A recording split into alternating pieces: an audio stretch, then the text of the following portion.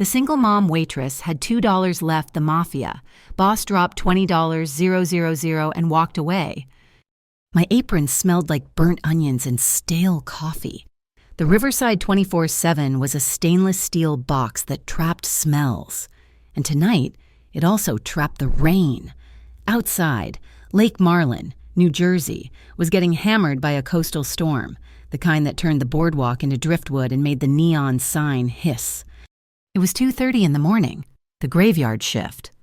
I wiped down the vinyl counter again, my reflection staring back from the chrome napkin dispenser, a tired woman, dark circles under my eyes, hair pulled back in a bun that had given up hours ago. In my pocket, the day's tips felt pitifully thin. I pulled them out under the counter, smoothing the damp singles. 1, 2, that was it, $2.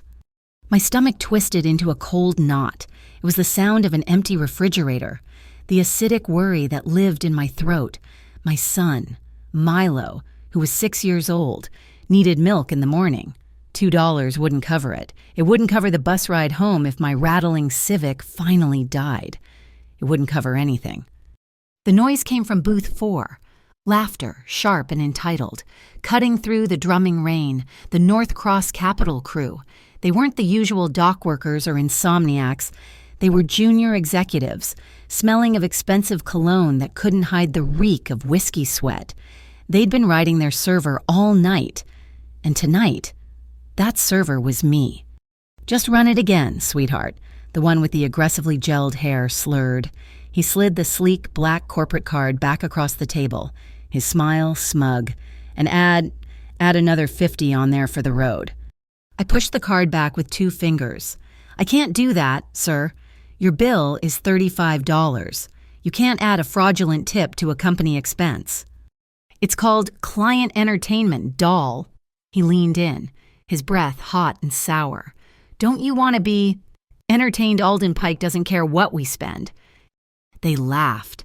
It was the sound of men who had never been told no. Men who worked for a predatory lending firm and thought it owned the town. "I'm not processing a fraudulent charge," I said. My voice was low, but it didn't shake. I learned early, working this shift, that shaking just makes them bite harder. "Who in the hell do you think you are?" The gelled hair one stood up. He wasn't that tall, but he was wide with a privilege I'd never known. "You're just the help. You'll do what you're told." The air in the diner shifted. The sizzle of the flat top in the back seemed to quiet down. In the back booth, the one near the emergency exit that always stuck, a man was watching. He'd been there for an hour, maybe 2. 1 cup of black coffee, long gone cold, untouched. His suit was dark, perfectly tailored, and looked out of place against the cracked vinyl.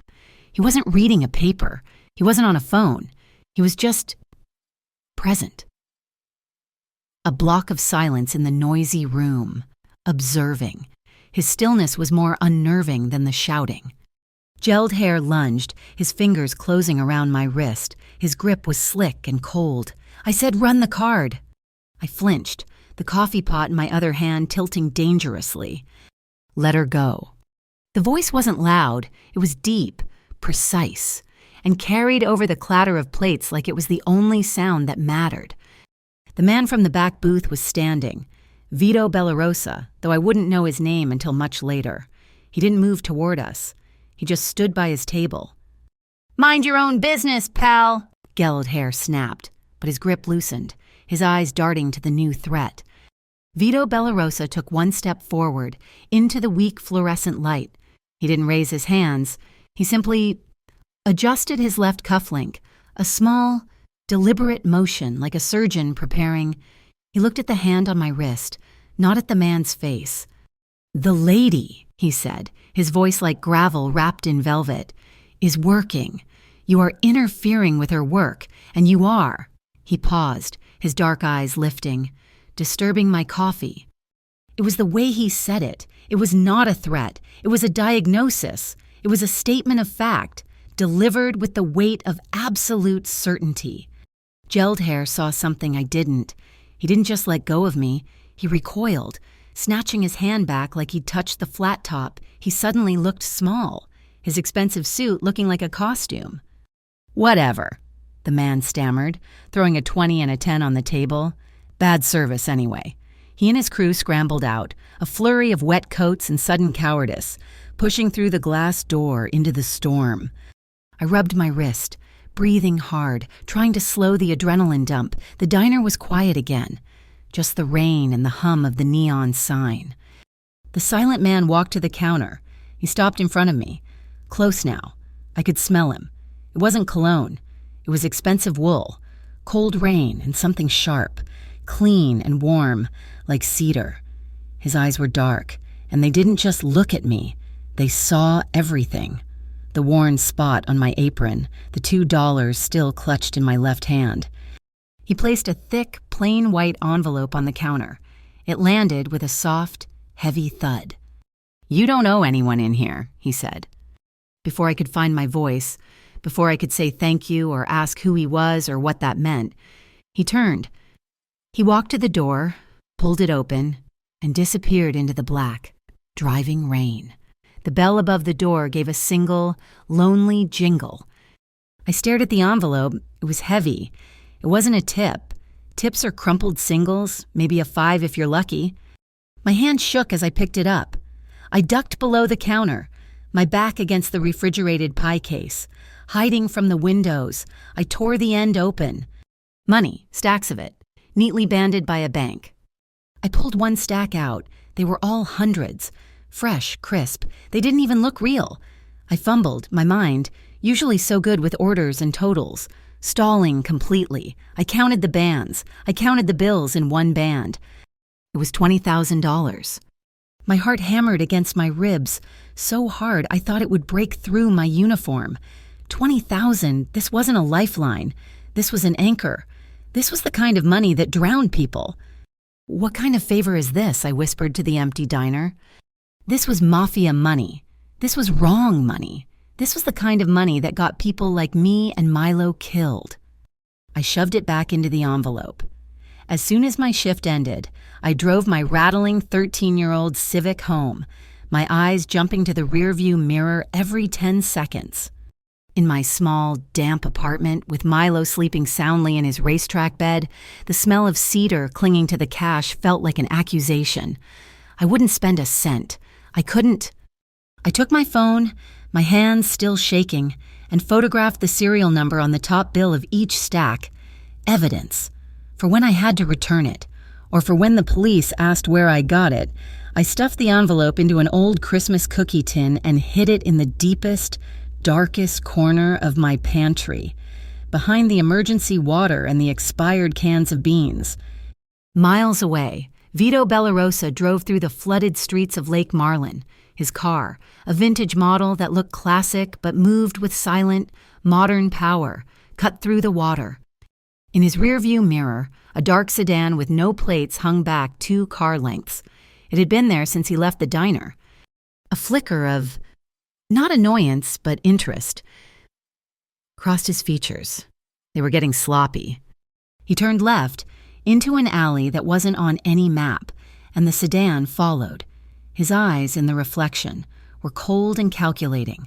The risk was part of the thrill, and tonight the stakes had just been raised. Back in my apartment, I finally allowed myself to breathe. The adrenaline was fading, leaving behind the bone-deep exhaustion of a double shift. I kicked off my wet sneakers, my socks soaked. Taped to my door, just below the peephole, was a folded piece of paper. It wasn't there when I left for work. It was an official notice, Marlin Civic Bureau. My eyes scanned the legal jargon, my heart sinking lower with every line. I found the numbers. Effective immediately. Revised rental agreement, non-negotiable increase. My rent was being doubled. I read the signature line. The property had been acquired by a new holding company, a subsidiary of North Cross Capital. My breath caught. It was a targeted strike. It was punishment for the diner. They knew who I was. At the bottom, in bold type, payment of the new balance is due within 48 hours, or eviction proceedings will commence. 48 hours. They knew I didn't have it. They were crushing me for saying no. I slid to the floor, the notice crumpled in my fist, The $2 in my pocket felt like a cruel joke. In the pantry, $20,000 smelled like cedar and compromise. My phone buzzed on the floor next to me. A text. The number was blocked, unknown. The message was only one line. Keep that money out of sight. Does your door have a camera? I didn't sleep. Sleep was a luxury. And I was running on a 48-hour eviction notice and the adrenaline of holding $20,000 I couldn't touch. The blocked text message sat on my phone, a silent, blinking question. Does your door have a camera? I typed no and threw the phone onto the couch as if it were a spider. By 9 a.m., after dropping Milo at his preschool's art class, I was standing in the rain outside the Lantern Street Legal Clinic. It was a storefront operation shoved between a bail bondsman and a palm reader, smelling of wet files and microwaved coffee. The lawyer's name was Suri Boehner. She was maybe 25, sharp-eyed, and powered by a level of caffeine that vibrated off her. She wore a bright yellow blazer that seemed to defy the Gray Lake Marlin morning. I slid the eviction notice, now wrinkled and damp, onto her cluttered desk. Suri read it, her lips thinning. She tapped the North Cross Capital letterhead with a pen. These guys, again, they're like rats, but with better lawyers.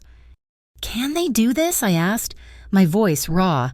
Double the rent with 2 days' notice. They can't, she said, spinning to her computer. But they are. The Marlin Civic Bureau is letting this slide because the paperwork is in order. North Cross bought the debt on your entire building last month.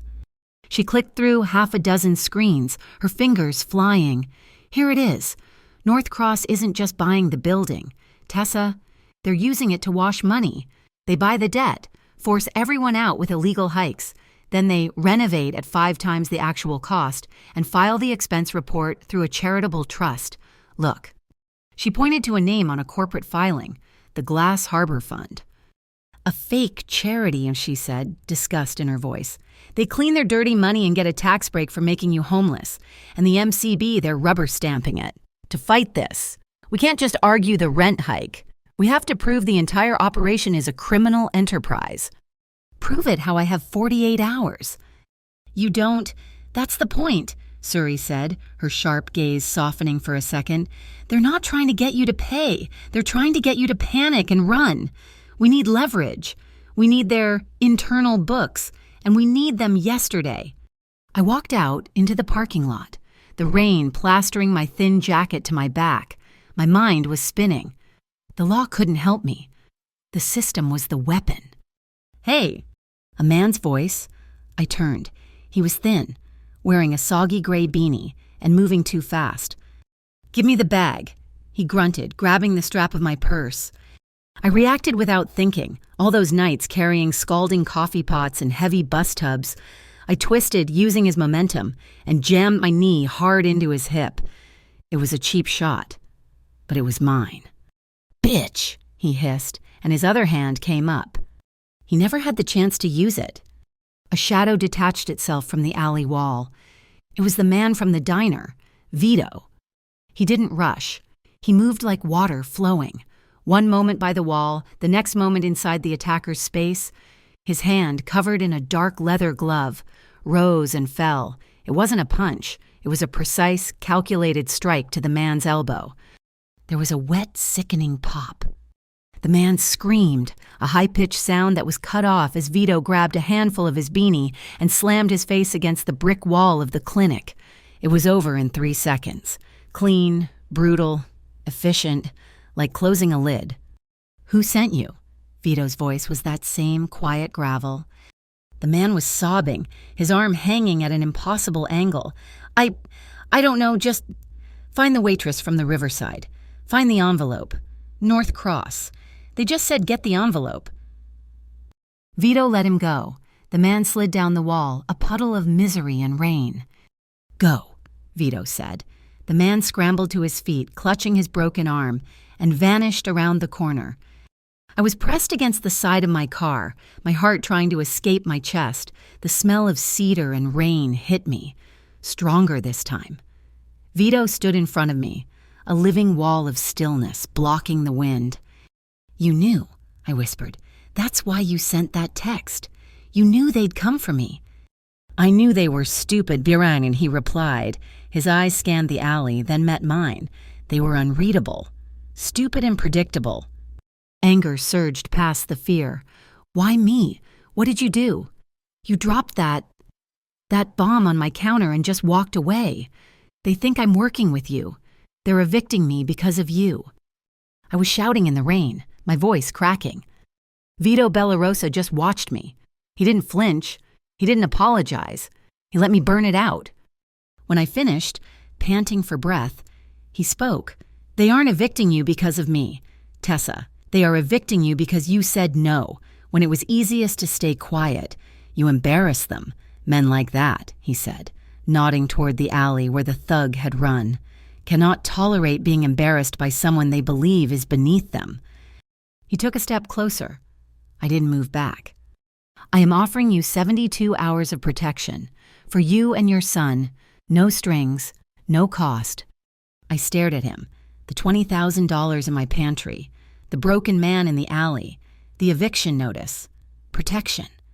It sounded like another word for cage. No, I said. I'm not your property to protect. I'm not one of your things. A flicker of something's surprised respect passed through his eyes. It was gone as quickly as it came. Fine, he said. He reached into his suit jacket and pulled out a small, featureless black phone, a burner. Then take this. Keep it on. Keep it charged. Don't be a fool. He pressed it into my hand. His gloved fingers were warm. He held my gaze for 1 second longer, then turned and walked away. He didn't get into a car. He just disappeared into the rain. I went back inside the clinic, my knees shaking. Suri took one look at my face. What now? I was just mugged, I said, my voice hollow.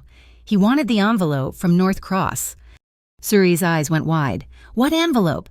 I took a deep breath. The man from the diner. He left me $20,000. Suri just stared. Okay, that's not good. That's evidence tampering level not good or worse. She started pacing. Vito Bellarosa, he's the Glass Harbor Syndicate. He's not just a mafia boss. Tessa, he's the boss. And he's feuding with North Cross. You're not just a waitress. You're the damn battlefield. She grabbed a legal pad. We need paper, not punches. If Vito is fighting North Cross and North Cross is fighting you, we need to find what they're both afraid of. You said the North Cross guys were at the diner. Yes, the ones who harassed me. And you said they tried to run a fraudulent tip. Suri's pen was flying. Ghost transactions. It's a classic way to launder. They overtip on a corporate card. The diner processes it, then kicks back the cash minus a fee. But the diner's owner is clean. So, how? She looked up at me, her eyes bright. The POS system, the point of sale. Can you get into the logs? I close it out every night. I said, I know the manager codes. That night, I went back to the riverside, not for my shift. I slipped in the back door at 4 a.m. when the only person there was Sal, the night cook, who was half asleep over his grill. The diner was quiet. I slid behind the counter, the familiar smell of onions and bleach wrapping around me. The POS terminal glowed, my fingers, slick with nervous sweat, typed in the codes. I went back, 2 weeks, 3, 6. I searched for transactions from the North Cross corporate card. And I found the pattern. It wasn't just the nights Alden Pike's crew was there. It was every Thursday. Big, round numbers. $3,000, $5,000. All coded as catering, but with no corresponding food order. They weren't just padding tips. They were running a full-scale wash. I traced the recipient account. It wasn't the diner's. The money was being routed, split, and funneled into a shell. The Harbor Hearts Initiative. I'd seen that name. I looked up at the cluttered community bulletin board by the door, covered in taxi numbers and lost cat flyers. A glossy flyer was tacked to the top, a smiling family. The Harbor Hearts Initiative invites you a gala on the Lamplighter Bell supporting Lake Marlin's families. A gala on a yacht, sponsored by the same people laundering money to evict me. Suri's words echoed in my head. We need their internal books. Their books would be on that boat. A gala needed servers, and I was a server. It was a crazy, desperate, stupid idea. It was the only idea I had. I ripped the flyer from the board. My purse vibrated. I pulled out the burner phone Vito had given me. Another text, a different block number. Don't be foolish. Below the text was an image. My blood turned to ice. It was Milo, and he was in his art class, his back to the camera, his little head bent over a piece of clay. He was laughing. It was a picture taken today, from outside the classroom window. The photograph of Milo burned in my hand. It was an executioner's threat dressed as a candid snapshot. I stood at my apartment window, watching the rain sheet across the cracked pavement of the parking lot. My pulse was a frantic drum against my ribs. Then I saw him. He was not at my door. He was not buzzing my apartment. He was across the street, standing partially sheltered by a dying oak tree, his hands buried deep in the pockets of a dark overcoat. He was perfectly still, a sentinel carved from shadow, watching my building, watching me. Milo, drawn by my sudden stillness, padded up beside me and pressed his small hands to the glass. "Mom, who's that man?" he whispered. He was still half asleep, his hair sticking up in soft tufts. "He's just waiting for the bus, sweetie." I lied. The bus hadn't run down this street since midnight. "He's looking at us," Milo said, and his voice held a tremor of fear. "Is he one of the bad men?" My blood chilled before I could answer. Milo, with the unfiltered courage of a 6-year-old, raised his hand and gave a small, tentative wave. Vito did not wave back. He didn't move his body at all. He just tilted his head, acknowledging the gesture. He saw the fear in my son's posture. He slowly, deliberately, pulled his right hand from his pocket. He didn't point. He held it up, palm facing us, and began to move it. It was a slow, rocking motion, back and forth like a wave. Then he tapped his thumb against his fingers. 1, 2, 3, 4. The wave motion, the 4 count. He repeated it. Milo's head tilted, mimicking the man. "What's he doing?" "I think," I said, my voice catching, "I think he's counting the ocean." Vito held his gaze, and Milo, mesmerized, began to rock his own hand, his breathing, which had been fast and shallow, starting to deepen. A nonverbal lesson in calm, sent from a killer in the rain. The lesson was cut short by the roar of an engine. Headlights, high and blinding, cut through the downpour. A garbage truck, its white paint streaked with grime, squealed to a stop directly in front of my building, blocking the only exit. It was 10:30 at night.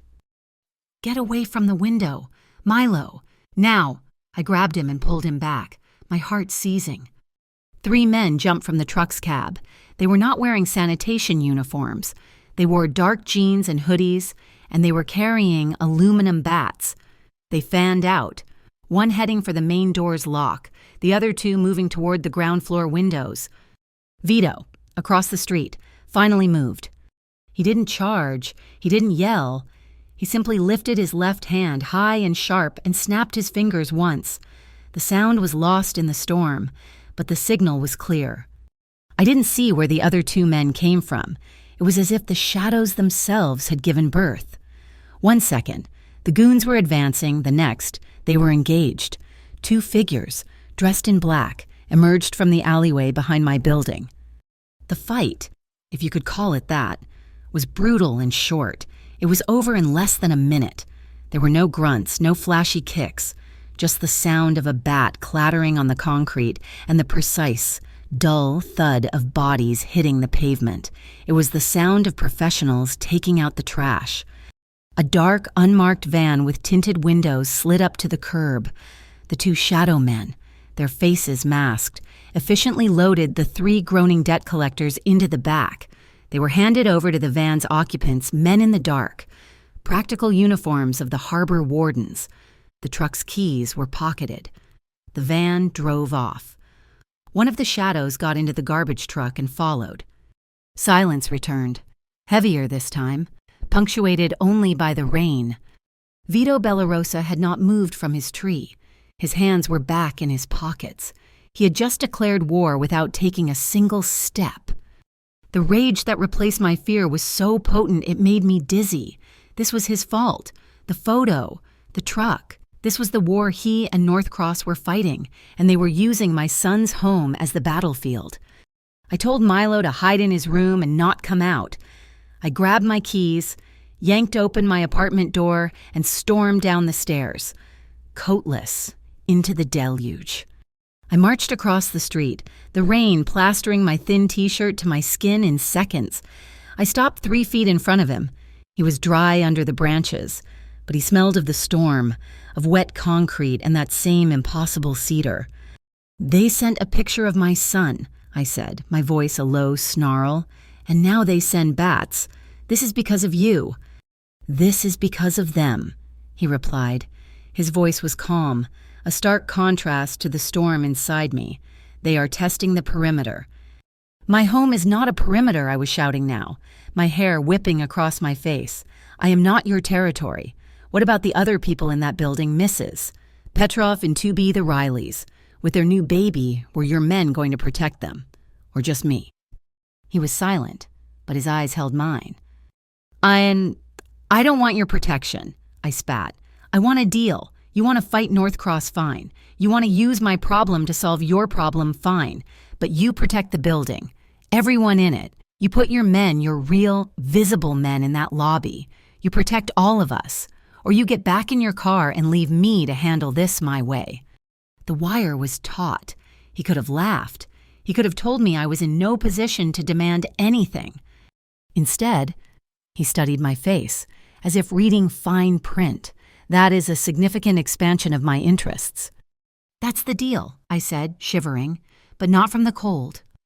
A long moment passed. He gave a single, slow nod. "Done. My men will be in the lobby by sunrise." He took a step closer, into the rain, forcing me to look up at him. "But in return, you will cancel your plan. You will not go to the gala on the lamplighter bell." The blood drained from my face. How did you know?"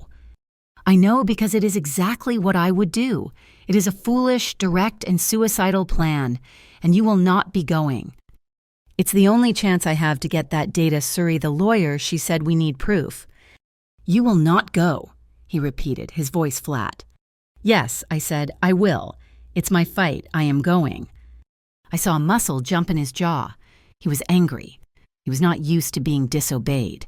"Then you will not go alone. You will go as the caterer you intended, but you will wear an earpiece, and you will be my eyes. You will not deviate, you will not improvise, and you will leave the moment I tell you to. That is my deal." I hated it, and I hated him. I hated the fact that I was relieved. Fine. The rain was slowing to a drizzle. I was shaking so hard my teeth chattered. "Go inside, Tessa," he said, his voice softer now. "You are freezing." I turned and walked back, my body stiff. I was halfway across the lot when I stopped and looked back. "Are you just going to stand out here all night?" "I am." I let out a harsh breath. "Don't be an idiot. You'll die of pneumonia. At least come inside. I'll make coffee." He watched me for a moment, then followed, his footsteps silent on the wet pavement. My kitchen was tiny. With the two of us in it, it felt like a closet. I turned on the small light above the stove, leaving the rest of the apartment dark so Milo wouldn't wake. I started making coffee, my hands still shaking from the confrontation. I grabbed an onion to make a quick soup, something to warm us both. I was clumsy, butchering it, the adrenaline still making my movements jerky. "You're bruising it," he said, his voice quiet from the doorway. He stepped past me, the heat from his body radiating in the small space. He took the knife from my hand. Our fingers brushed. I flinched. He began to chop. His movements were hypnotic, precise, fast, efficient, perfect, paper-thin slices. "I dropped out of college," I said, just to fill the silence. It was too intimate. Standing this close. I was studying photojournalism. I had this idea for a book. Photos and essays about the night workers, the cab drivers, the bakers, the nurses in the emergency room, the people who keep the world running while everyone else is asleep.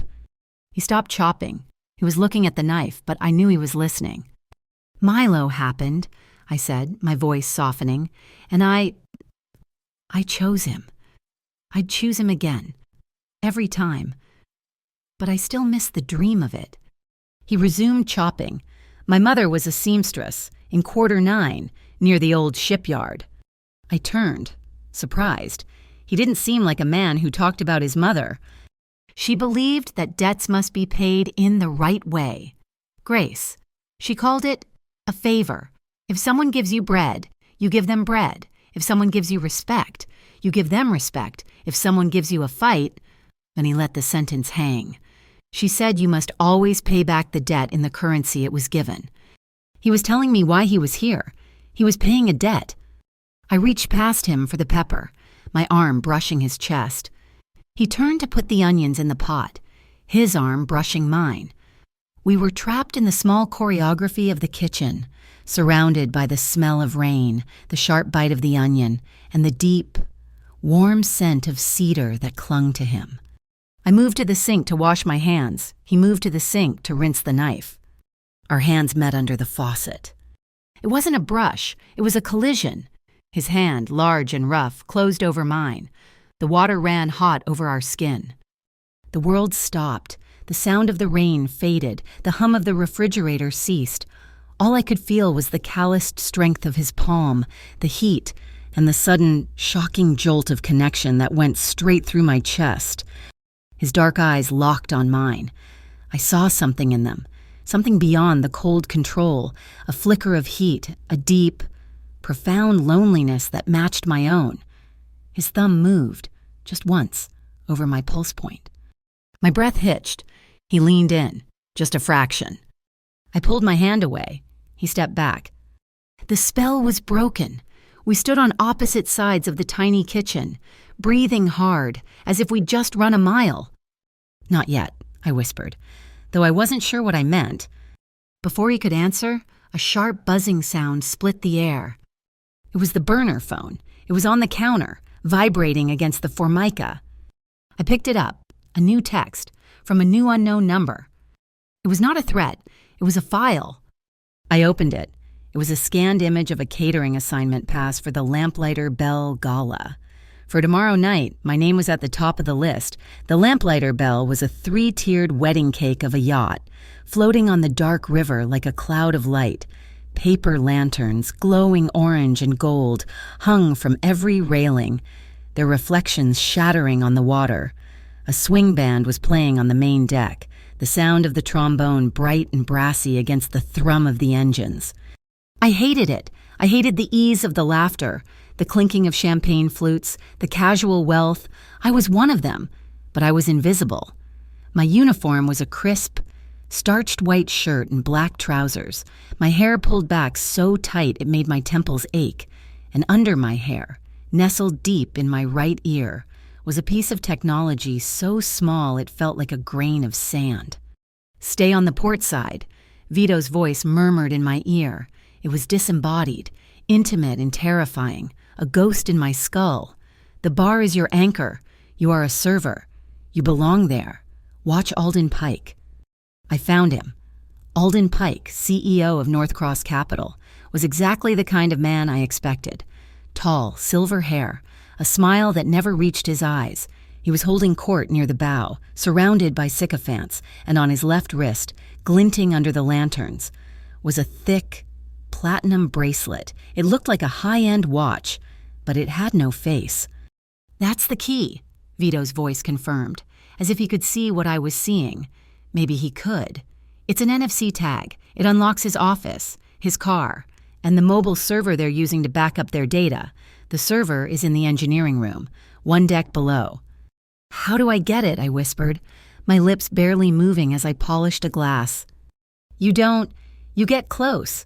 We copy it. Pike is arrogant. He talks with his hands, and he's a snob. He likes martinis. Very dry. 3 olives. My heart was a cold stone in my stomach. And how do I copy it? "The tray," he said. The catering company uses silver-plated trays. I upgraded one, the company logo. The little anchor. It's the scanner. You just have to get it within 3 inches of that bracelet. 3 inches? It might as well have been a mile. I took a deep breath, the smell of river water and expensive perfume filling my lungs. I put down the cloth. I picked up my tray.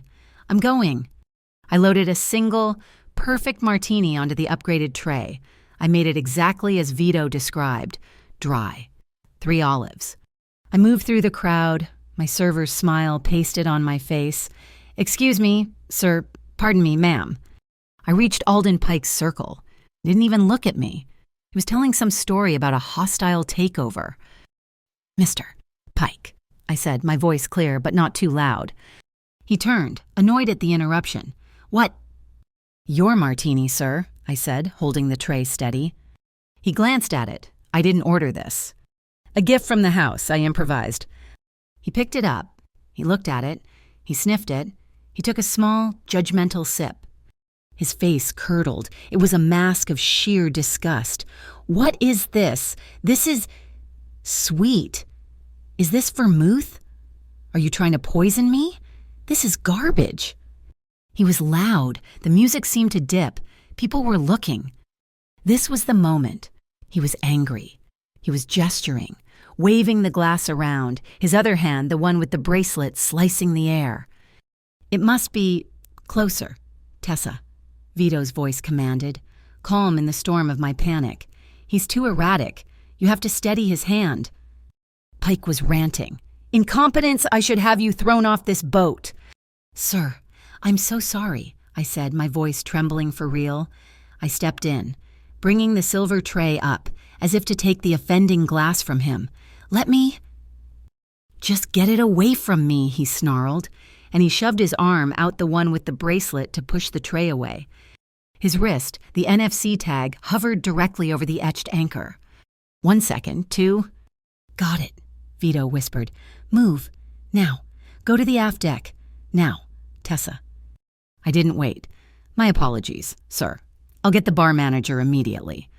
I turned and fled, melting back into the crowd of servers. My hands were shaking so badly the tray rattled. I didn't look back. I hurried toward the stern, the swing music fading behind me, replaced by the churn of the yacht's wake. The air was colder here. I was alone. "All right," I whispered, dumping the tray on a service cart. "I'm here. What in—" "Behind you!" I spun around. A man in a black suit, not a guest. This one was all muscle and bulldog jaw was standing 5 feet away. He was one of Pike's security team. I'd seen him on the dock. His eyes narrowed. He recognized me. "I know you," he said, his voice a low growl. "You're the waitress from the riverside, the one who said no." My blood ran cold. I'm working. I'm supposed to be here." "I don't think so," he said, and he reached inside his jacket. "Stairs." Vito's voice snapped in my ear. "To your left. Go. Do not run. Walk fast." I bolted. I grabbed the railing and swung down the narrow metal staircase meant for the crew. My rubber-soled shoes slapped against the steps. I heard him above me. "Hey, stop!" His heavy footsteps hammered the stairs behind me. I hit the lower deck. It was dark, a maze of pipes and machinery. The thrum of the engines was a physical vibration in my chest. "Through the door, 30 feet ahead," Vito guided. "He's 10 steps behind you." I saw the door. Engineering. I threw my shoulder against it and stumbled inside. A deafening, hollow bang echoed through the entire ship, metal on metal. It sounded like the engine had exploded. It was followed by shouting from the deck above. The footsteps behind me faltered. "What was that?" I panted, pressing my back against the wall. "A distraction," Vito said, his voice tight. "I kicked loose the housing on a life raft. He'll go to the sound. You have 90 seconds. The server is on the far wall. Black cabinet. It's open." I saw it, a rolling cabinet, lit by a single green LED. I ran to it, my hands fumbling in my pocket for the USB card Suri had given me. I jammed it into the port. The screen flickered. A progress bar. Downloading.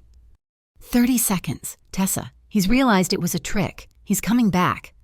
The bar crawled, 20%, 40%. I heard the door handle rattle. It was locked from this side, but it wouldn't hold. 70%, a heavy thud as the guard's shoulder hit the wood. 90%, the machine next to me, a small thermal printer, whirred to life. It began to spit out a long, thin sheet of paper. Download complete. The screen flashed. The door burst open. The bulldog-jawed guard filled the frame. He saw me. He saw the USB card. He smiled. A terrible, thin smile. Gotcha. He lunged. I had nowhere to go. I was cornered between the server and a metal wall. My hand, scrambling for a weapon, hit a spray bottle of industrial cleaner sitting on a shelf. Spray and pray, I muttered, a line from an old movie. I grabbed the bottle, spun, and squeezed the trigger, aiming directly for his eyes. He roared as the blue cleaning fluid hit him. He clawed at his face, blinded, and it gave me the second I needed. I grabbed the printed paper from the machine and shoved it and the USB card down the front of my shirt. I tried to dart past him, but he grabbed me, his hand like a steel trap on my arm. He couldn't see, but his grip was iron. He yanked me back, slamming me against the pipes. My head cracked against the metal, and spots danced in my vision. "You're done," he gurgled, his eyes streaming. Then the doorway was dark. Vito was there. The guard heard the new sound and turned. Still holding me, he raised his free hand to strike. Vito moved with a speed that didn't seem human. He didn't hit the man. He stepped inside his guard, grabbed the wrist of the hand holding me, and twisted. It was the same move from the parking lot, but this time I heard the bone snap. The man screamed and let go of me, cradling his ruined arm. Vito hit him once, a precise, devastating chop to the side of the neck. The man collapsed like a string puppet. Vito didn't look at him. He grabbed my arm. "This way, cold storage." He dragged me through a side door into a walk-in freezer. The blast of Arctic air hit my face, steam pluming from our mouths. We ran, slipping on the metal floor, past hanging sides of beef and frozen crates. He kicked open the far door, and we were back in a service hallway. "Up," he said, "to the bow. We split up. You walk off with the other servers. I'll find another exit." We took the stairs two at a time. Emerging onto the front of the boat, the wind was high here, whipping the paper lanterns, tearing the swing music to pieces. We were alone. The party was on the other side of the boat, drawn by the lifeboat. Accident. He stopped me, his hand on my shoulder. "Are you hurt?" "I'm fine," I said, my voice shaking.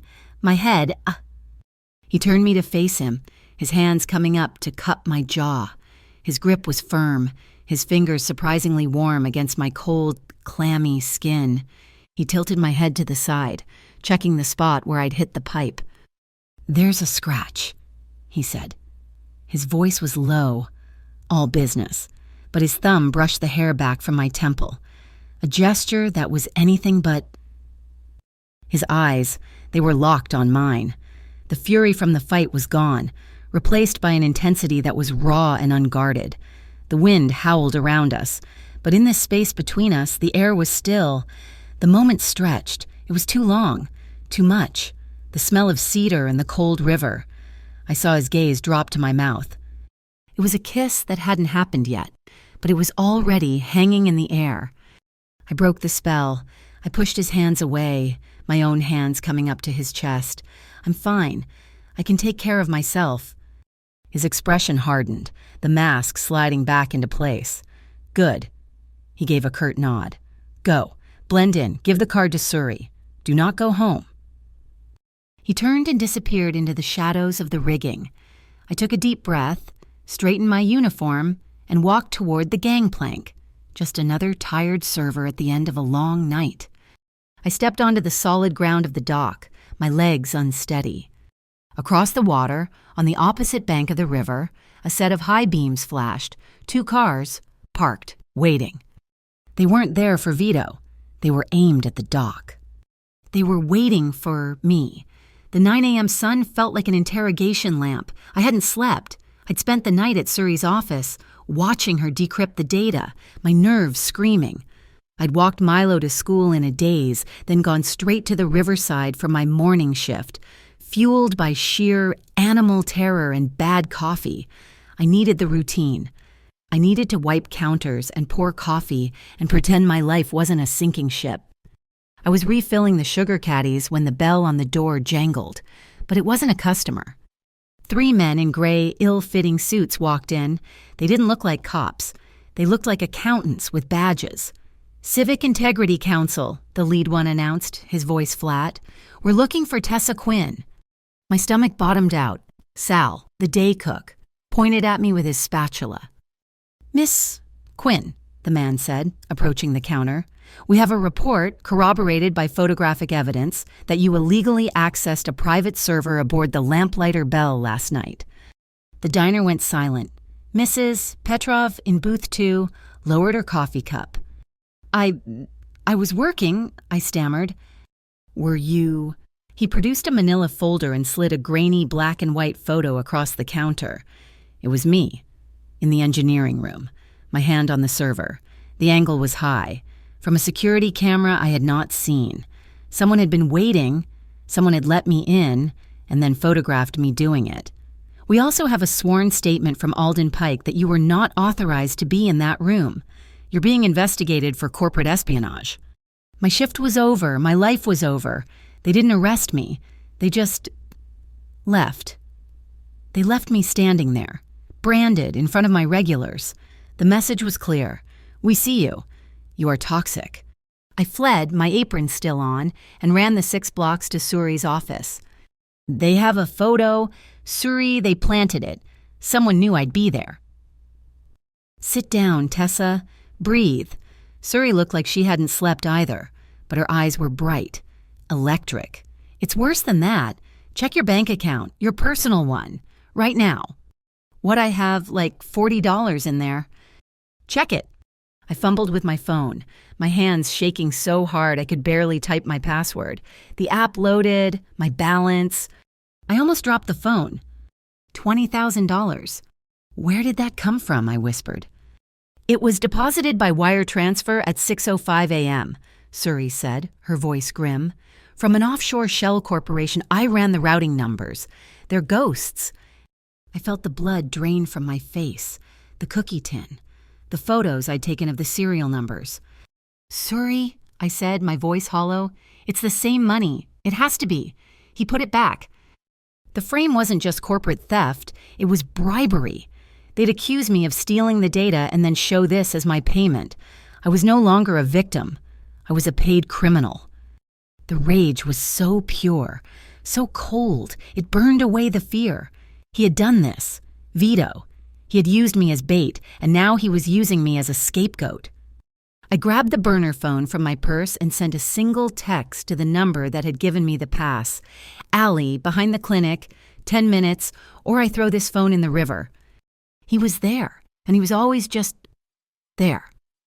He stood by the dumpsters, the same spot where he'd broken that man's arm. He was a statue of quiet control. I didn't stop walking until I was close enough to hit him. "You framed me," I snarled. The words came out low and full of gravel. "That was your plan all along.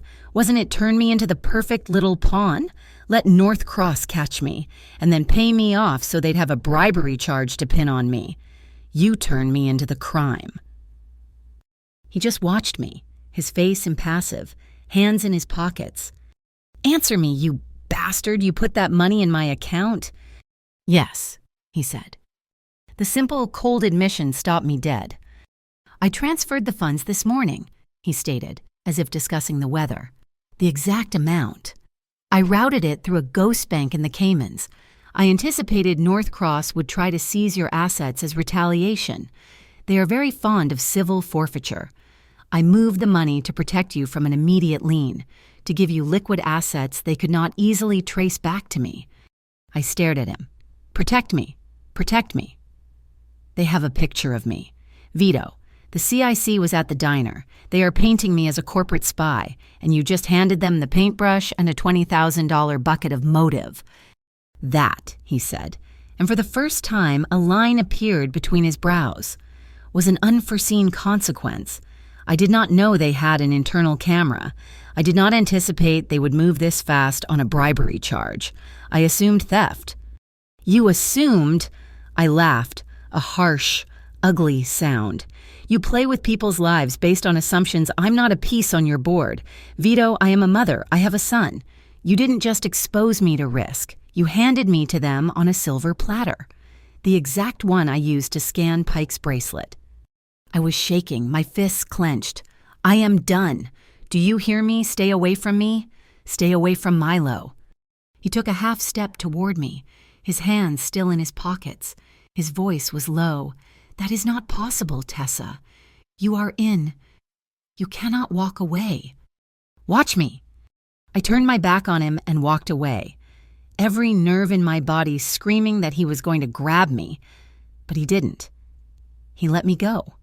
I got back to Suri's office, my chest hollow. Okay, Suri said, clicking her pen. So, you're the designated criminal. The legal route is now a minefield. They'll just use this to discredit you. So, we changed the game. She turned her monitor around. It was a list. This is what you got, she said, her voice hardening. It's not just the ledger. It's a list. 27 names, 27 families in Lake Marlin, all in buildings owned by North Cross subsidiaries. All of them are scheduled for eviction in the next 90 days, using the same tactic they used on you.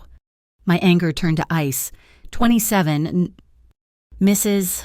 Petrov from the diner is on this list, Suri said quietly. The Rileys. In your building, it's a full-scale purge of the waterfront. This isn't just money laundering anymore. This is social engineering. Suri picked up her phone. We can't win in a CIC hearing. They're compromised. But the Marlin Daily Ledger, they aren't. You're going to leak it. We're going to give them the story of a lifetime, Cerise said, her eyes flashing. A single mom being framed by a predatory lender. We'll give them the list. We'll get the other 26 families to go on the record. We'll turn your frame job into a public execution of them. I nodded, the plan forming, solid and real. It was a path. Do it, but Suri. No veto. His name. His involvement. None of it gets mentioned. This is our fight. Just us. The residents. Not him. Suri nodded slowly. It's cleaner. I agree. I took the burner phone from my pocket. I looked at the dark, blank screen. It felt heavy. Like a weapon, I held down the power button until it clicked. The screen went black, and the connection was severed. I would do this alone. I would do this for the 24 hours it took to get the paper out. Miles away, in a darkened office overlooking the harbor, Vito Bellarosa watched a man on a monitor. The man was outside Milo's art school, just as the text had shown, but Vito's men had better cameras. They had audio. They also had facial recognition. A file was placed on his desk, security stills. The first was the man at the school. The second was the same man, earlier that day, walking into the main entrance of the North Cross Capitol building. The name on the file was Jonah Keene, my ex-husband, the man who had walked out on me and Milo 5 years ago. He's at the school now, one of Vito's men said, his voice hard. Give the order. Vito stared at the photo of Jonah. This was the loose end. This was the variable he hadn't accounted for. This was the man who had abandoned the woman and child North Cross was now trying to break. The order is to stand down, Vito said, his voice soft. Boss? Vito looked up, his eyes black ice. You will not touch him. You will not go near him. You will not even breathe in his direction. Am I clear? Not because of him, because of the boy. That night, I sat on the floor of Milo's room, watching the slow, steady rise and fall of his chest. The eviction notice was on my dresser. The threat of arrest was hanging over my head. And in the pantry, in a Christmas cookie tin, sat $20,000 of poison. I was trying to do this the clean way, the right way. I was trying to be the mother Milo deserved. But as I sat there in the dark, my hand instinctively went to my collarbone, to the place where my head had hit the pipe. I could still feel the ghost of his thumb brushing my temple.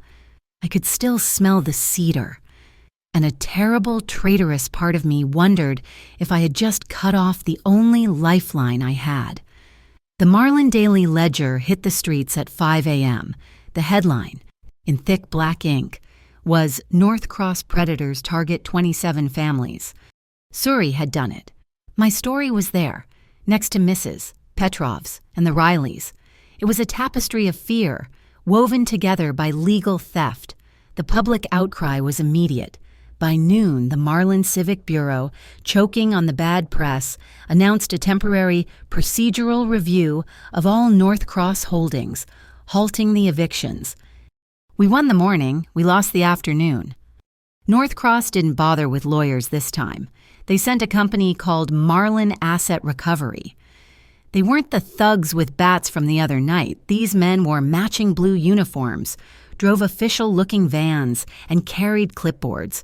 They were 10 times more dangerous. "They can't evict," Cerise said, meeting me in the lobby of my building. Her phone was already out, recording. "But they can seize assets for non-payment of a disputed debt. It's a legal gray area they're painting black." Mrs. Petrov, her cat clutched in her arms, was already in the lobby, barring their way. "This is my home. You cannot take my things." "Ma'am, the paperwork is in order," the lead man said, his voice a smooth, practiced drone. "We are just here to execute the lien. We'll start with the common areas and then Unit 2B. Suri stepped forward, her phone held high. "Can you state for the record what lien you are executing, given that the Marlin Civic Bureau has issued a stay on all proceedings?" The man's smile didn't falter, but his eyes hardened. "We are not the MCB. We are a private contractor."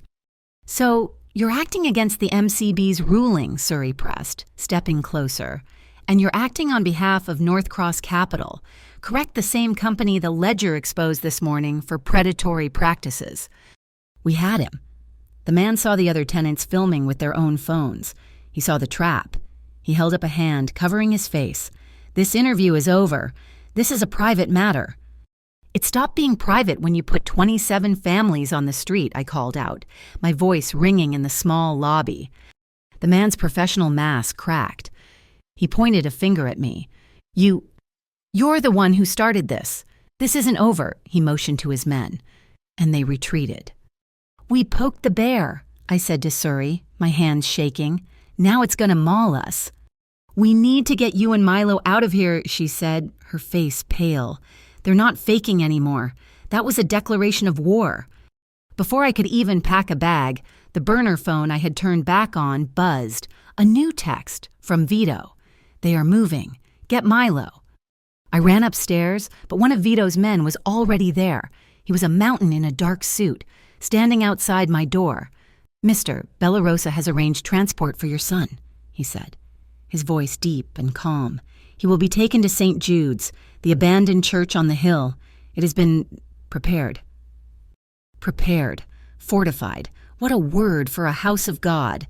I grabbed Milo, who was playing with his cars, and kissed his head. "You're going to go play a game with some new friends. Okay, Mommy will be right there. Be brave for me." I watched him walk down the hall, his small hand dwarfed in the grip of the human mountain. My heart tore in two. It was the right move. It was the only move. But it felt like I was shipping him off to war. Now, I was alone, a liability. I grabbed my keys, ran to my old, battered pickup truck, and drove. I didn't have a destination. I just needed to be a moving target. I was halfway across the Glass Harbor Bridge, the high, rusted spine that connected the boroughs, when I saw them. 2 motorcycles, black, sleek, and weaving through the afternoon traffic like scalpels. They weren't police. They flanked me in seconds, one on my left, one on my right, boxing me in. My old truck rattled as I pushed it to 65, the wind screaming through the bad window seals. The rider on my right, his face hidden by a black mirrored visor, pulled up even with my door. He raised a hand. He was holding a ball-peen hammer. He swung. The world exploded in a galaxy of fractured glass as my passenger window imploded. I screamed, yanking the wheel, the truck fishtailing on the slick pavement.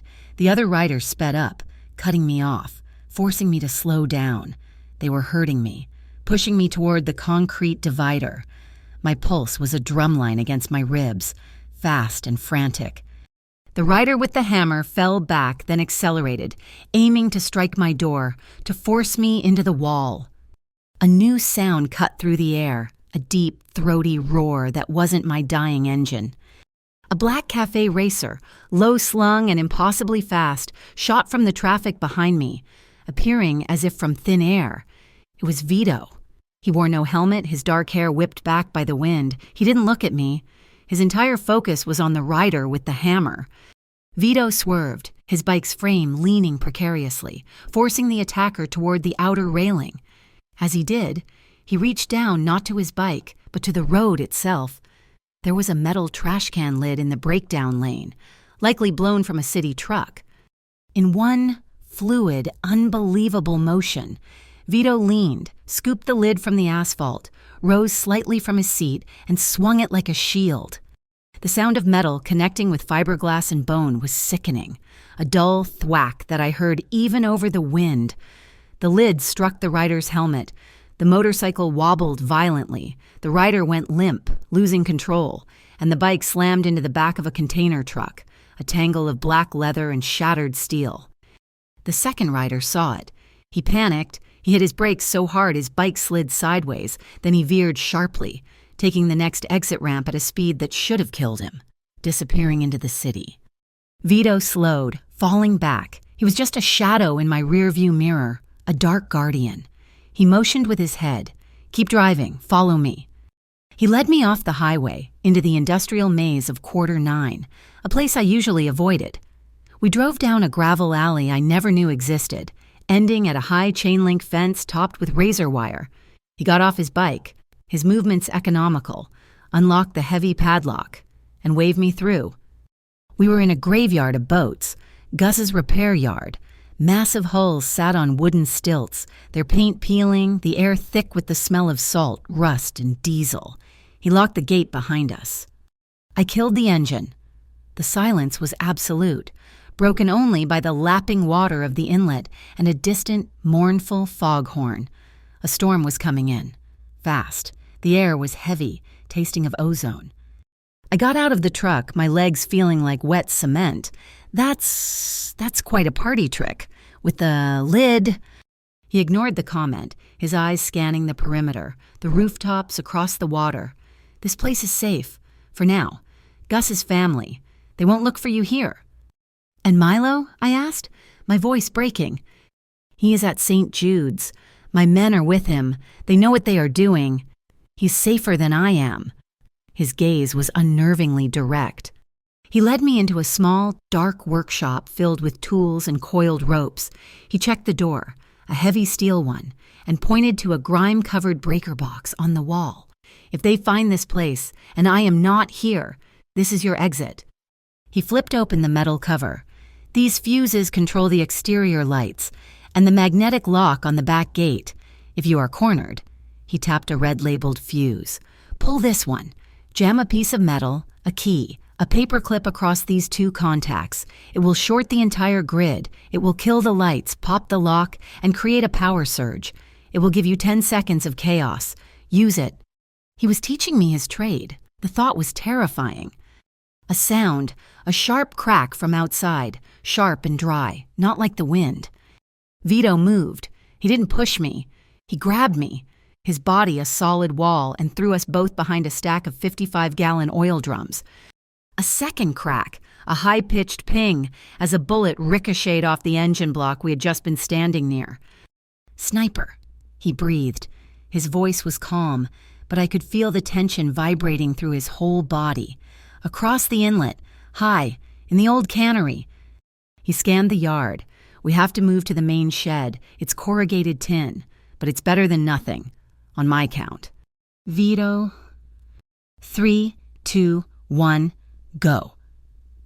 We ran. We sprinted across 20 yards of open gravel. The sniper fired again. The bullet kicked up dirt at my heel, stinging my ankle. Vito shoved me hard against the tin wall of the main shed, his body covering mine. He was a human shield. I was pressed between the cold rippling metal and the solid, radiating heat of his chest. My face was buried in his shoulder. I could smell the leather of his jacket, the wind, and that constant, unimpossible scent of cedar. I could feel his heart. It was not racing. It was a slow, powerful, steady thump. Thump. Thump. Against my own frantic, hummingbird pulse.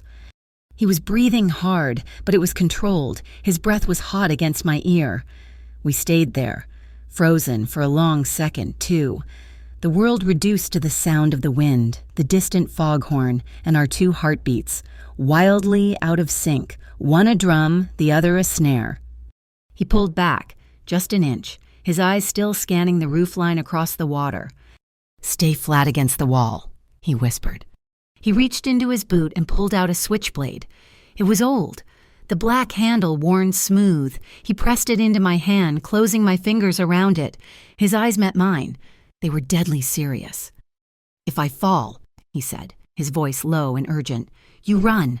Do not run back to the truck. Do not run for the gate. Run toward the lights of the main dock. Run to the light, not the dark.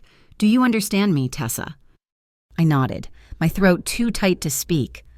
He tensed, ready to move, to draw the sniper's fire. As he shifted, the collar of his jacket pulled away from his neck.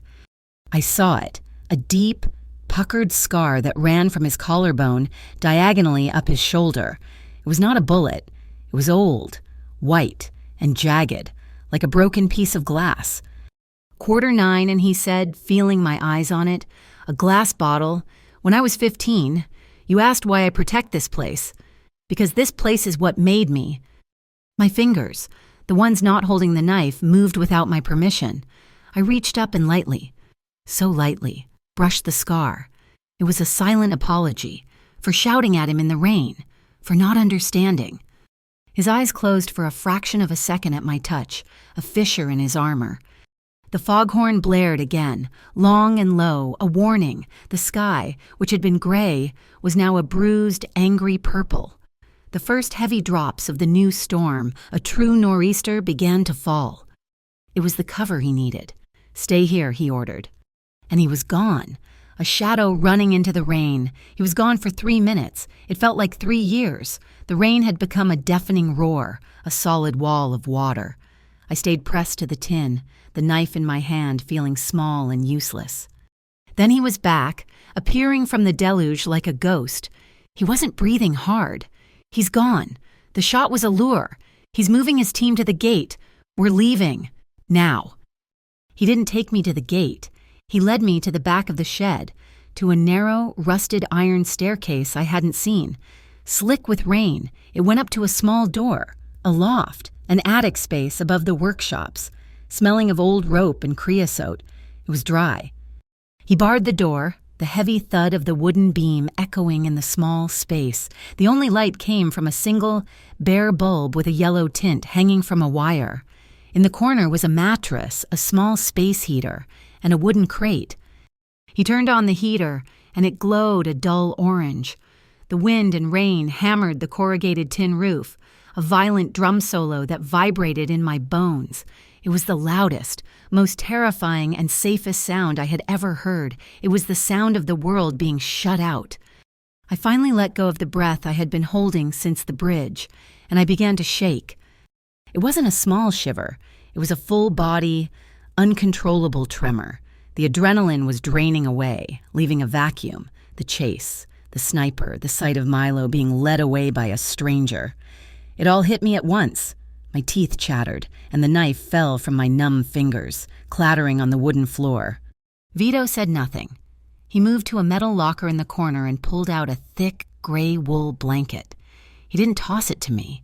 He stepped close. His presence, a solid wall of heat in the cold room. He unfolded the blanket and, with a slowness that felt achingly deliberate, he draped it over my shoulders.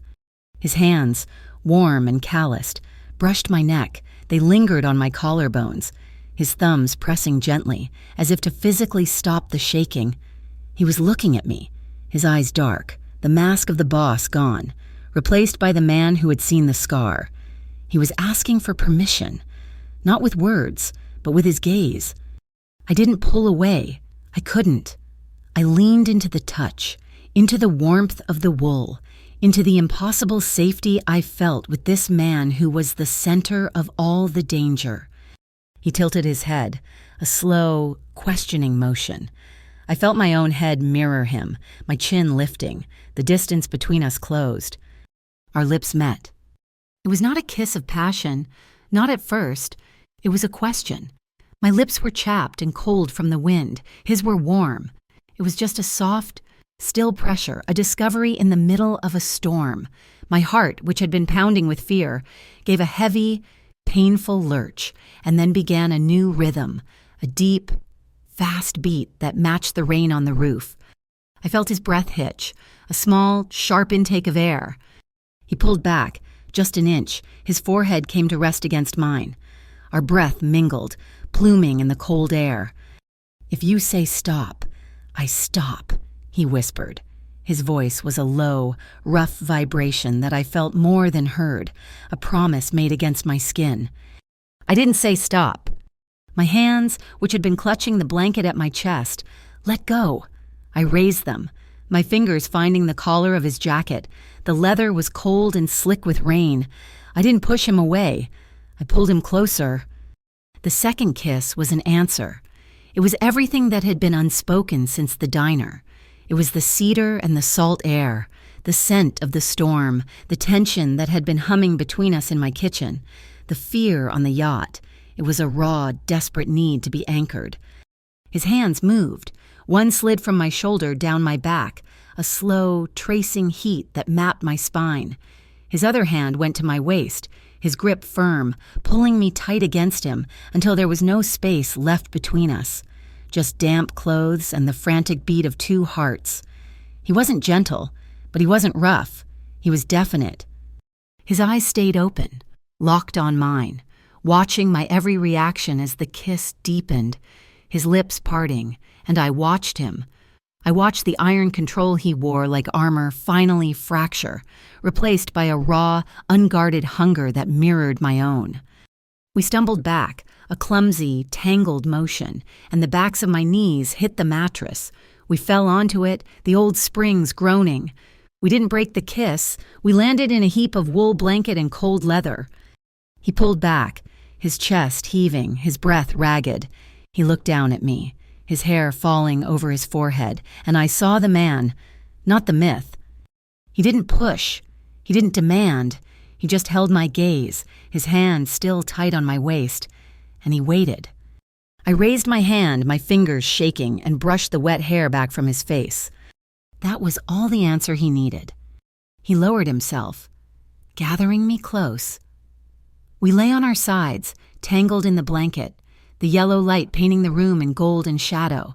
He didn't take off my clothes. I didn't take off his. He just held me. He took my hand, the one I had held the knife with, and laced his fingers through mine, a tight, possessive grip. My head found the hollow of his shoulder, and I breathed him in. Cedar, rain, safety. We lay there for a long time, listening to the storm scream, our heartbeats finally slowing, finding a shared rhythm. "Tomorrow," he said, his voice quiet, vibrating against my ear. "No matter what happens, we choose this. We choose each other." It was a promise, but it felt like a vow. Later. I don't know how much later. The worst of the storm had passed, leaving a steady, heavy drum of rain. My adrenaline was gone, replaced by a bone-deep exhaustion, but my mind was sharp. "The card," I murmured against his chest. "I still have the data." He sat up, pulling me with him. He moved to the locker and retrieved a hardened laptop. He booted it up and I plugged in the USB card. The files I had seen with Suri were all there, the ledgers, the list of 27 families. "There's another partition," Vito said, his voice hard. He was all business again, but he sat close, his shoulder pressed against mine. His fingers flew across the keys, typing in a string of code. A new folder appeared. Pledge. It was labeled. I opened it. My blood ran cold. It wasn't just bank accounts. It was a list of names. Alden Pike, Commissioner Bryn, a county judge, and the head of the Marlin County Election Committee. Next to their names were dollar amounts, pledges, commitments. This wasn't just laundering money. This was buying the city. "This is it," I whispered. "This is what they're killing for. It's all here. Alden Pike's digital signature is on the bottom." "Keep looking," Vito said. "There's more." I clicked back into a folder of cached emails. Most were logistics, but one sender's name caught my eye. May Calder. I'd heard Vito say her name on the phone. She was his second, his right hand. The email was sent 3 days ago from an encrypted address to a ghost account. The subject, Riverside Waitress. My heart stopped. I opened it. The message was short. "She's at the Lantern Street Clinic, 10 a.m. She's the one." It was her. She had tipped them off. The man in the parking lot, the one Vito had broken. He was there because Vito's own person had sent him. "Vito," I said, my voice hollow. I turned the laptop. "Who is May Calder?" He looked at the screen. His face did not change. He did not react. He just froze. The warmth from his body turned to ice. She told them," I whispered, the pieces clicking together with sickening clarity. "She told them where I was. She was trying to get me killed." "No," Vito said. His voice was flat, dead. He stood up, walking to the small window, staring out at the rain. "Not you. Me. She knew I had an interest. She was forcing my hand, forcing me to engage with North Cross. The betrayal was his, but it was my life she had used as a playing card." "I should have seen it," he said, his back to me. "She's been with me for 10 years. I did not see it." He was taking responsibility, but the rift was already there. The man who had held me was gone. The boss was back, and his house was compromised. He turned, his face a mask of cold fury. "This changes everything. This is no longer just North Cross. It is internal. It is not safe. You cannot be with me."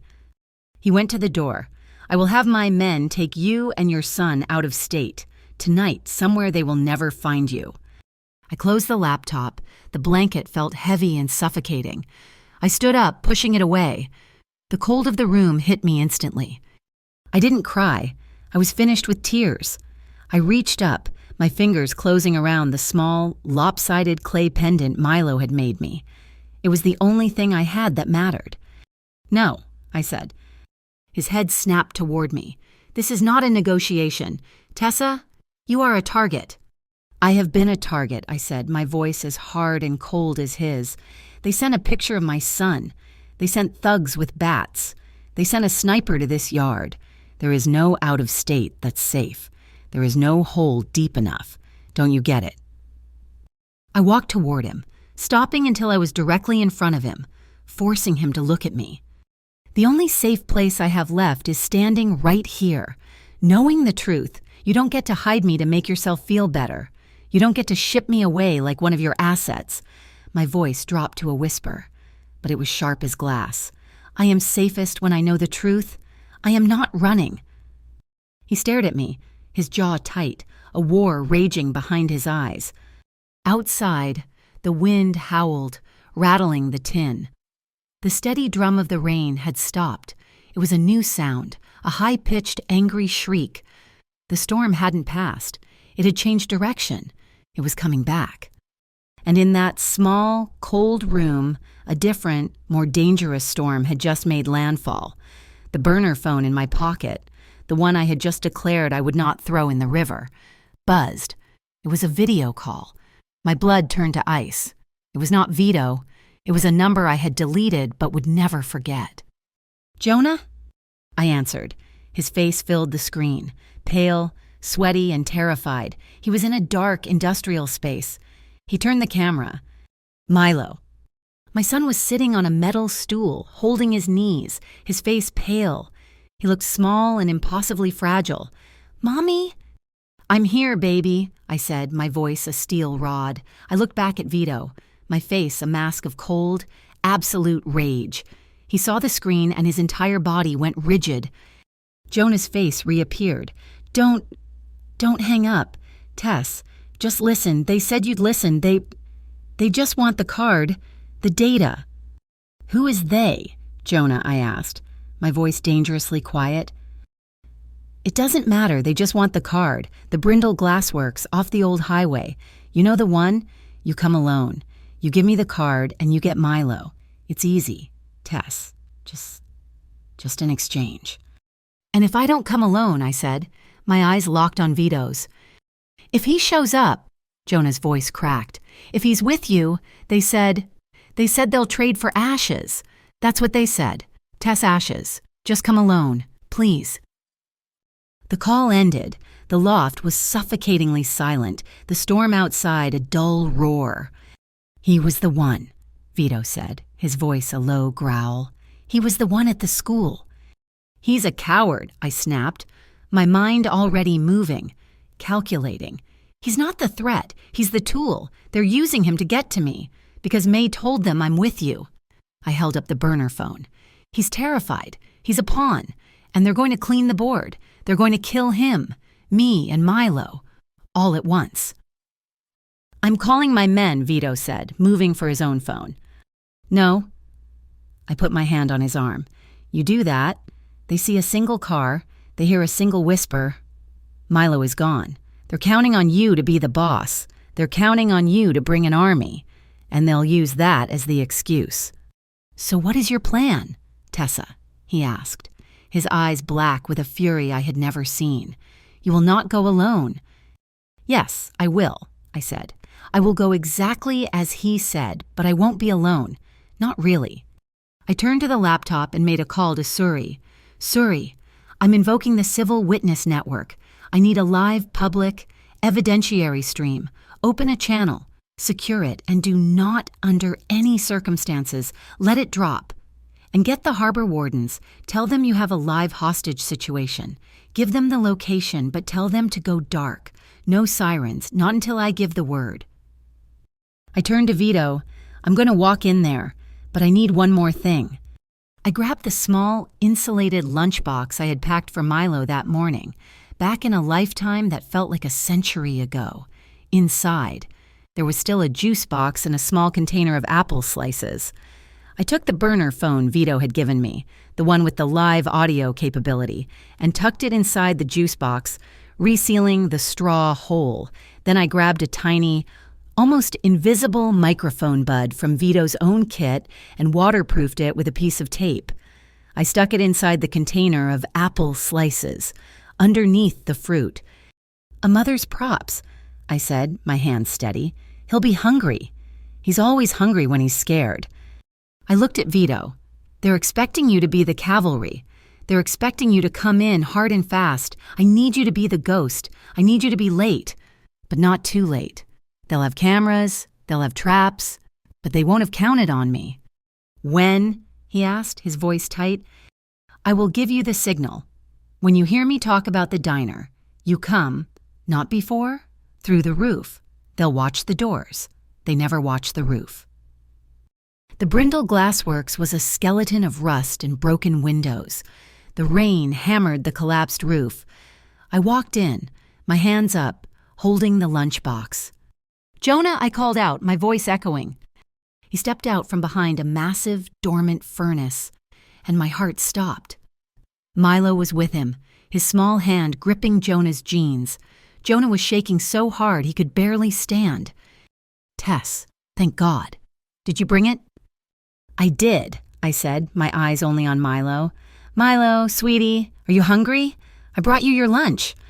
As I walked toward them, my nose caught it, a smell from the diner, a chemical, acrid, bitter almond scent.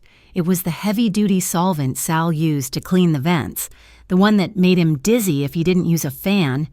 It was an industrial narcotic. They were flooding the air with it, a fail-safe. If things went wrong, we'd all just go to sleep. Stay back, Jonah yelped. Just put the card on the ground. Okay, Jonah, I said, my voice calm, motherly. We can do this. But Milo looks hungry. I'm just going to give him his juice. I walked slowly, scanning. The air was thick with the scent, and then I saw it. On the floor, near a massive steel trapdoor. I saw a faint, almost invisible shimmer in the dusty air. A laser. "Oh, crap," I said, and I tripped on the uneven concrete. I fell forward, and the small, heavy-duty container of salt and pepper I kept in my pocket for my truck stop meals, a habit from the diner, flew from my hand. It burst open on the floor. A cloud of fine white pepper and black salt dust filled the air. And the world lit up. The dust cloud illuminated a spider's web of thin red laser beams, all focused on the trap door. It was a pressure-sensitive plate connected to an explosive charge. One step, and the floor would have given way. Jonah gasped, his eyes wide with terror. What is that?" they just said. "They just said stand here." "They're playing you." "Jonah," I said, getting to my feet, my voice hard. "They were never going to let you walk out of here. Or me. Or him." I just wanted the money," Jonah whispered, tears streaming down his face. "I'm in so much trouble. Tess, they said I could start over. A clean slate. They just needed me to make the call. To get you here." "I know, Jonah." I was close now. I held out the lunchbox. "Milo, baby, take your juice." Milo, my brave, smart boy, ran the last few feet and grabbed it, his fingers closing around the box. "Okay," I said, turning to Jonah. "Here's the card." I held it up. "Now, let's all walk out of here." "She's not going anywhere." The voice was female, cold, and amplified by a bullhorn. May Calder. She stood on a high catwalk, flanked by two of Alden Pike's men. They were holding rifles. "And neither are you, Jonah," she continued. "You've outlived your usefulness." Jonah crumpled, sobbing. "It was a good plan. May," I called out, my voice clear and loud. I pulled Milo behind me, my body shielding his. "You used my idiot ex-husband to lure me here. You leaked just enough gas to make us dizzy. You set a trap to make it look like an accident, and you get the data card. Kill me, kill the kid, and kill the loose end."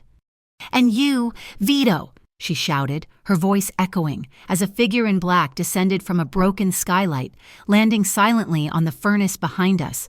"Vito. Right on time? I knew you'd be stupid enough to follow her." Vito said nothing. He was a shadow, his eyes on May. "You're too late, boss," May sneered. "Pike's men are here to clean house, and I'm here to take your place."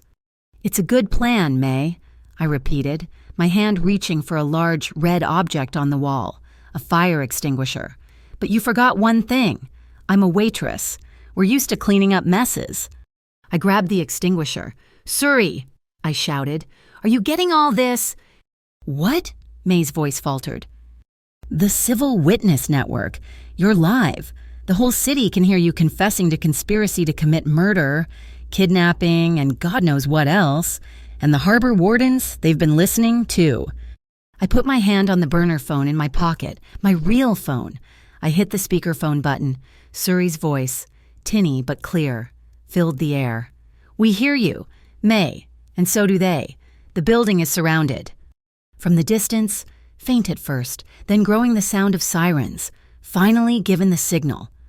May's face was a mask of pure hate. "You bitch!" she screamed. She raised a small, black detonator. "If I'm going down, you're all—" "Looking for this," I yelled.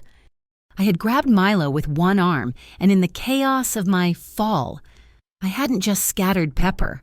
I had reached into the open, rusted electrical panel by the door and yanked the main fuse May had used to wire her trap. I held up the thick ceramic fuse. "You can't short a circuit that's already dead." May screamed in frustration and pointed at Vito. "Kill him!" Pike's men raised their rifles. Vito moved. But I moved first. I pulled the pin on the extinguisher, aimed it at the catwalk, and squeezed. A massive, blinding cloud of white CO2 foam erupted, shooting 60 feet into the air. It was a wall of cold, choking fog, instantly obscuring the gunmen. They fired, but their shots were blind, pinging off the steel rafters. "Vito, now." He didn't need the order, and he was already moving, using the whiteout as cover. He climbed the furnace like a spider. Vaulting onto the catwalk, I heard a scream. The sound of a body hitting the ground, then another. He wasn't shooting. He was disarming them. He was a surgeon. I grabbed Milo and ran. "Jonah, move!" Jonah was frozen, paralyzed by fear. I saw May. She was coming down the stairs, her face contorted. She wasn't running for the exit. She was running for me. She had a knife. "Run." "Milo," I shoved him toward the door. May lunged, but she never reached me. Vito was there. He dropped from a beam above her, his body hitting hers, a silent, brutal tackle. They went down. The knife skittered away. He didn't hit her. He didn't strike. He grabbed her wrists, his control absolute, and used a pressure point on her neck. Her eyes rolled back, and she went limp. He did it all without a word, and without a weapon, his eyes never leaving my face, making sure Milo wasn't watching. The main doors burst open, and the harbor wardens, in full tactical gear, flooded the room, their lights cutting through the settling foam. "He's over there," I pointed to one of Pike's men. "She's the one who planned it," I pointed at May. In the chaos, I saw a figure slip out a side door. "Jonah." He looked back at me, his face a mess of tears and snot. "I'm sorry, Tess." He whimpered, and he ran, disappearing into the storm. I let him go. He was just a ghost, anyway. I ran to Milo, pulling him into my arms, burying my face in his hair, which smelled like rain and bitter almonds. He was shaking, but he was safe. Vito walked toward me, his face unreadable. The wardens were cuffing May, who was just regaining consciousness. I looked at him, my arms locked around my son. "It's over," I said, trying to convince myself. "No," he said, his eyes on the open door Jonah had fled through. "It's not. They've broken cover. Now we end it." Alden Pike was not a man who ran. He was a man who reset the board. May was in custody, but the game was not over. The Glass Shore Festival, Lake Marlin's biggest public event, was tonight. It was televised. It was his stage. He had already painted the narrative to the press. He, Alden Pike, a civic leader, was being harassed by the criminal element, by Vito Bellarosa, who was trying to extort him. Tonight, he would provide the proof. We learned from Suri's contacts that Pike had hired a private security firm to run the festival. Marlin Event Security, their jackets read. They were mercenaries. Vito's men scouted their staging area, under the massive fireworks platform in the main square. Tucked beneath the wiring harnesses for the grand finale, they found a cache of scoped rifles. Pike's plan was layered. He wasn't just framing Vito. He was planning an execution. The targets, Vito Bellarosa, the rival, and Suri Baner, the legal proof. I was at Suri's office. It had become the unofficial command center for the Riverside tenants. Mrs. Petrov, Mr. Riley, and a dozen others were there, all of us running on black coffee and adrenaline. Pike will have an escape route," I said, pointing to a map of the square. "His flagship building, the Marlin Exchange, is 3 blocks away. He'll slip out the back alley when the chaos starts." "So what do we do, mister?" Riley asked. I looked out the window at the city street sweeper grumbling by. "We don't stop him," I said, a cold, hard idea forming. "We block him. Mrs. Petrov. How many people do we know in the sanitation union?" By 5 p.m., 3 of the city's largest street sweepers, their bright orange paint gleaming, were rerouted for emergency maintenance. They formed a massive, impassable, and completely official-looking barrier at the end of the alleyway, sealing Pike's only exit.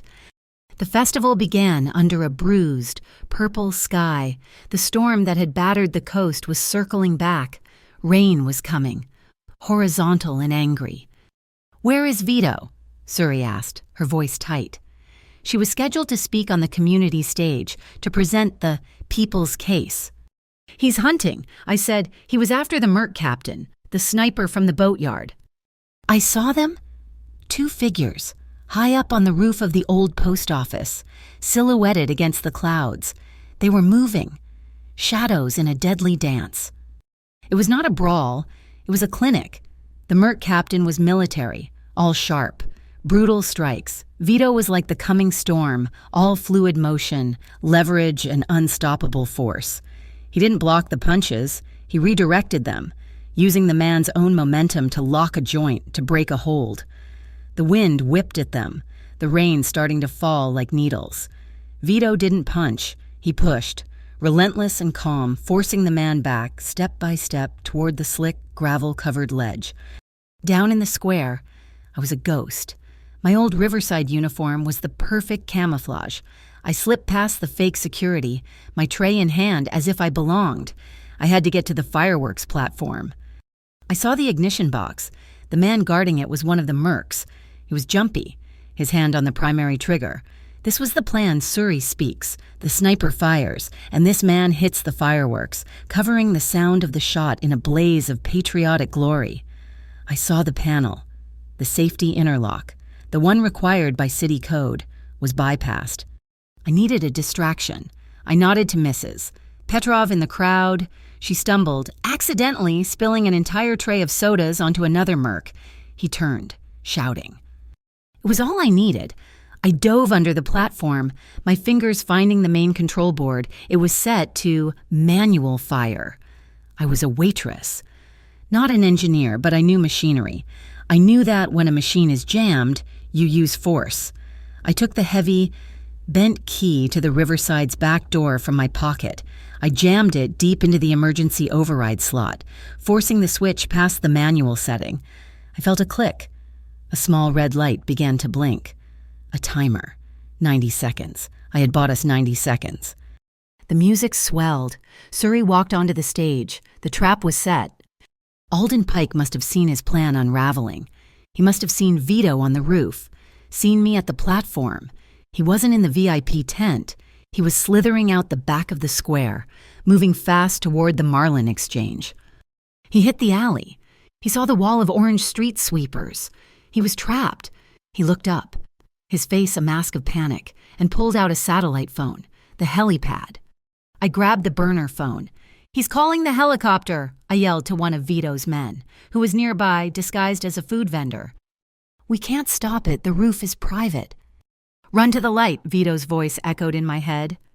I ran to the lead street sweeper. I climbed into the cab. I found the driver's emergency kit, the flare gun.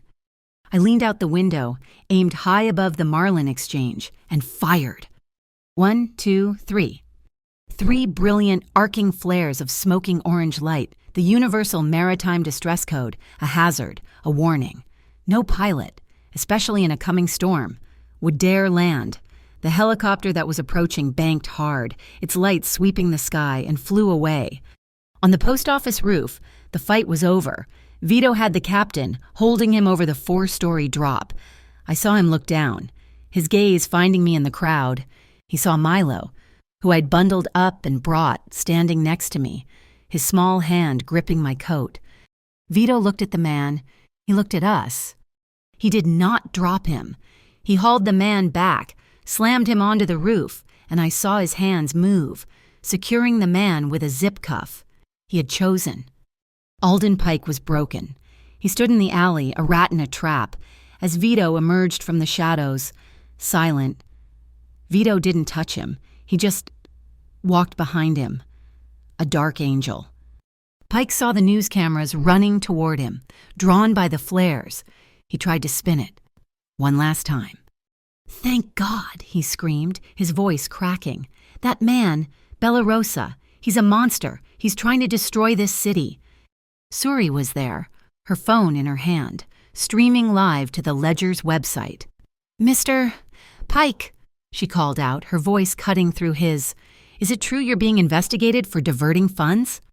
"It's a lie," Pike shrieked, his face purple. "That money was a pledge, the Marlin County Election Committee. They took it. They were happy to get the funds. They understood. It's all legal." He had said it. He had confessed to bribery, to buying the election, live on the internet. Suri's smile was a thin, sharp blade. It was too clean. I felt it, a glint of light, high up, not a camera, a different building. May? She had been processed, and Pike's lawyers had bailed her out in under 3 hours. She was on a rooftop, and she had a rifle. She wasn't aiming for Vito. She was aiming for me. Run to the light. I didn't run away from the light. I ran to it. I scrambled back into the cab of the street sweeper. My hand slammed down on the dashboard. The horn, a deafening air horn, blared, and the high-intensity floodlights, a wall of blinding, strobing halogen shot up, aimed directly at May's sniper nest. Her night vision scope, flooded with 1,000,000 lumens, was useless. Her first shot went wild, thwacking into the concrete beside me. I saw Vito move before the sound even reached me. He had seen her. He grabbed a discarded black plastic riot shield, one of the fake event security props. The second shot? Vito was already there, a shield between me and the bullet. The round struck the polycarbonate, the impact echoing like a hammer on stone. And then, the world exploded in light. My 90 seconds were up. The fireworks, the grand finale, ignited a screaming, chaotic, glorious burst of red, white, and blue fire lit up the entire square. The light was not a celebration. It was a witness. It illuminated Vito, standing over me, the shield raised. It illuminated Alden Pike, his mouth open in a final, silent scream as the harbor wardens, no longer compromised, moved in and snapped the cuffs on his wrists, and it illuminated the faces of the entire city, watching, as the real criminals were finally, in the light, brought to justice. The fireworks had barely faded when the city government, in a full-blown panic, convened the Grand Ledger Tribunal. It was a special civil court, pulled from obscurity, designed to handle crises of civic integrity. With Pike's live-streamed confession and the hard data from the pledge list, they had no choice. North Cross Capital was a dead man walking. Their assets were frozen by noon the next day. Alden Pike, stripped of his privilege, was facing a raft of charges for racketeering, money laundering, and conspiracy to extort. The lesser players fell like dominoes. Jonah, my ex-husband, walked into a police station, sobbing, and confessed to his part in the kidnapping. He was a fool, a pawn, and the court treated him as such. He received a suspended sentence, 500 hours of community service, and, at my request, a permanent restraining order keeping him 1,000 feet from me and Milo. The old flame knot was finally, mercifully cut. May Calder's case was separate, facing a federal trial and abandoned by Pike. She gave a full deposition. She confirmed every detail, but most importantly, she testified that Vito Bellarosa had never orchestrated the violence, that she had acted to force his hand. Her testimony was a calculated move to save herself, but it had a side effect. It legally separated me from the entire conspiracy. I was officially a victim, not a participant. The $20,000 wire transfer was ruled as attempted entrapment. But the biggest change was Vito. The day the tribunal froze Pike's assets, Vito called his own meeting. He stood before his captains, the men who had run the harbor for 2 decades, and he did the unthinkable. He announced the dissolution of the Glass Harbor Syndicate. He was cashing out. But he wasn't running. He established the Quarter 9 Fund, transferring every legal asset he owned into a new trust for affordable housing, managed by Suri Baner, Grace. He told me in that loft, debts must be paid in the right way. His mother, the seamstress, would have been proud. He was paying for his past, not with money, but with the future of the city. I refused to take a single dollar from that fund. The $20,000 from the cookie tin, it was sent back to the city treasury. My new start had to be clean. The Riverside tenants, the 27 families whose homes we had saved, they disagreed. They started a community fund, Mrs. Petrov put in $50. Mr. Riley put in $100. We bought a used food truck, painted it bright blue, and called it Riverside on Wheels. It was ours.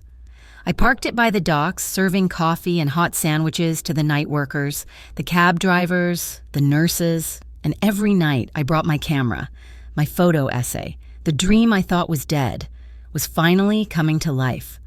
The work was hard, the hours long. One night, a month later, the last real storm of the season blew in, rattling the warehouse we used as a commissary. I was wiping down the steel counters when the door opened, Vito, and he stood there, soaked, his dark hair plastered to his forehead. He said nothing, he just looked at me. I said nothing. I just put down the rag. He crossed the floor in 3 long strides. The kiss was not like the one in the loft. That was desperation. This was a statement. It was deep and slow and sure. His hands came up, not to grab, but to hold, his palms framing my face. My hands found his waist, holding him, anchoring him. I felt a shudder run through his entire body, a surrender of the tension he had carried his entire life. He whispered my name against my mouth, the sound a ragged breath. My fingers interlaced with his, my other hand flat against his chest, feeling the heavy, steady beat of his heart. His lips traced a line from my mouth to my jaw, his breath hot against my neck, and in that moment, under the sound of the rain, with only our breathing and the rapid drumming pulse in our throats, we were just 2 people. Finally home. The next morning, the sun was bright, the air scrubbed clean. I brought Milo to the truck for breakfast. Vito was there, sitting on the harbor wall, watching the water. Milo, my brave, quiet son, walked right up to him. He didn't say hello. He just sat, copying him, his small legs dangling. "I count the waves," Milo said proudly. 1, 2, 3, 4. Vito nodded, his expression serious. "It calms the fear." They sat in silence for a minute. Then Milo looked up, his voice small. "Are you staying?" Vito's eyes found mine over Milo's head. It was the loudest question in the world. He was asking my permission. I gave a single, slow nod. Vito stood. He walked to the truck's service window. He reached into his pocket and pulled out a single, old-fashioned quarter. He placed it on the steel counter. "I used to pay with money," he said, his voice quiet. "Today, I'm paying with time." That evening, the 3 of us stood on the Glass Harbor Bridge. The air was salty and sharp. Milo was asleep on Vito's shoulders, his small hands tangled in Vito's hair. I leaned against the railing. "The first night," I said, my voice soft.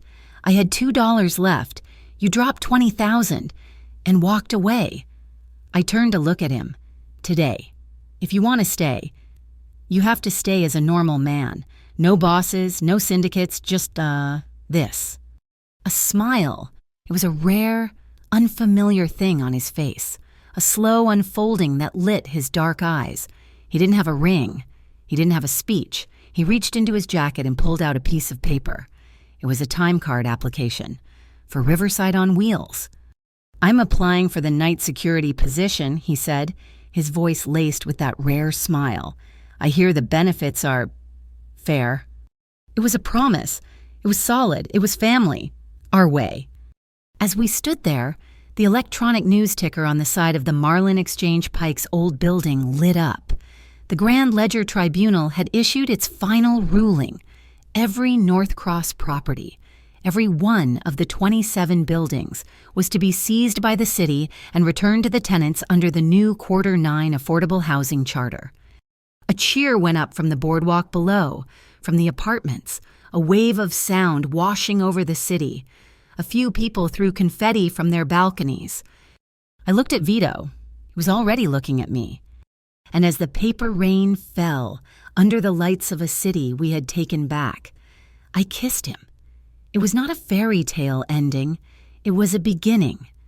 Thank you so much for listening to this story.